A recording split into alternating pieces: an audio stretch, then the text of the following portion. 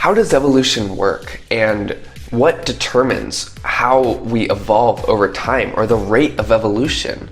You've probably heard about evolution before, in the sense that we know that life began on Earth as single-celled microorganisms, and over millions and billions of years, we evolved into the beautiful array of wild creatures which we can see all over the world today. Well, in today's video, we're going to be trying to breach the topic of evolution and explain how it works, what the rate of evolution is, and some of the other fascinating insights that we can get from studying this. But do keep in mind that it is a very complex topic, so we're going to be cutting some corners to make this explanation as simple as possible. So, evolution and the rate of evolution is different for varying creatures. We all evolve at different rates, but before we go into that, how do we even evolve? Well, there's asexual reproduction and sexual reproduction. You've probably heard about this in class, and so briefly touching on it again, asexual is when one single cell divides into two, but sexual is when there are two different cells and they come and they mate together. And as you know, we humans are sexual reproducers because we need two people. One person cannot have offspring, you need two. So sexual reproduction allows for more variations of genetic code. So when you have asexual reproduction, there is a very small chance that via chemicals or just kind of chance, the DNA after reproduction can change, making an entirely new creature. However, when you have sexual reproduction, you're actually combining the DNA of two different creatures. And this creates more variations, which just increases the rate of evolution. And this is probably why we see most large creatures all around the world having sexual reproduction. I mean, even small creatures. Because if you're not able to evolve at a very fast rate, when the climate changes or the situation starts to change, you're not going to be able to change with it, or the species won't be able to. Whereas with sexual reproduction, you're going to have more variance, so over time as the environment changes, the population is going to be more likely to evolve with the environment. Now there are all kinds of other theories and evidence for theories of all kinds of different things affecting mutations, such as viruses. It's very well possible that viruses could affect genetic code and actually increase the rate of mutations. Radiation certainly can cause more mutations, as we've seen in Chernobyl and other nuclear disasters. There's all kinds of different things which can affect the probability that the offspring will be mutated, but even without these things such as the theory of viruses or the certainty of radiation, there's always subtle genetic changes in the short term. However, over very, very long periods of time, these subtle changes add up, and it can create entirely new species. Now, this is believed to be an unconscious random process, meaning it kind of just happens, but there are even some theories that there is some degree of an intent or will behind it, but we won't be going too deep into those theories. Now, some creatures, such as insects, evolve at a faster rate than, for example, humans or dogs or cats. Now, why is that? Insects are able to evolve faster because they have shorter lifespans and higher numbers of offspring. So, in a period of just 100 years, we can see literally new species being created.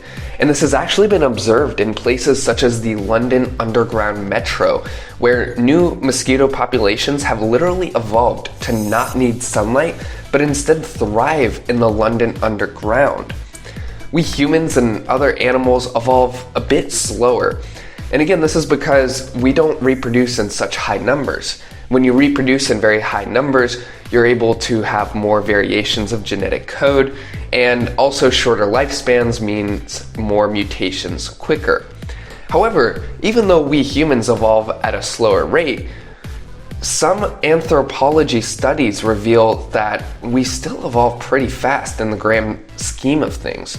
For example, it is believed that within just 1,000 years, your genetic lineage or whatever, skin color can entirely change if you move to a new continent. Now, what do I mean by this? Well, our skin color is based on how much sunlight that we are receiving. So people in Africa are darker skinned, and the reason for this is because they have way more sunlight. So their skin has to be darker to protect themselves. Whereas people way up north in northern Canada, Norway, Sweden, Finland, they're very, very white, and they typically have blue eyes as well. And this is just because they have less intensity of sunlight, so the skin has to be lighter in order to absorb more of the vitamin D and the other things that the sunlight is giving to us. Now, what I mean by what I said earlier is if you were to take someone from Africa and move their entire family to, say, Norway, over a period of about 1,000 years, they would go from entirely dark in Africa to entirely white. And the same is true for the other way, where if you were to take someone, a family from Norway, and place them in Africa, after just 1,000 years, you would think that maybe they would still retain some degree of the same skin color, but actually they would evolve pretty quickly.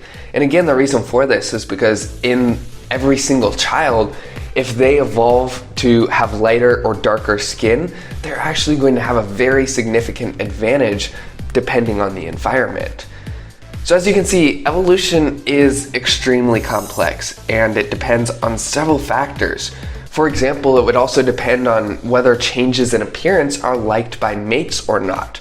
So if a mutation is had and suddenly all of the other people in the species are like, wow, that's really attractive, well, then the species will probably evolve to start having that trait because everyone will want to mate with that person.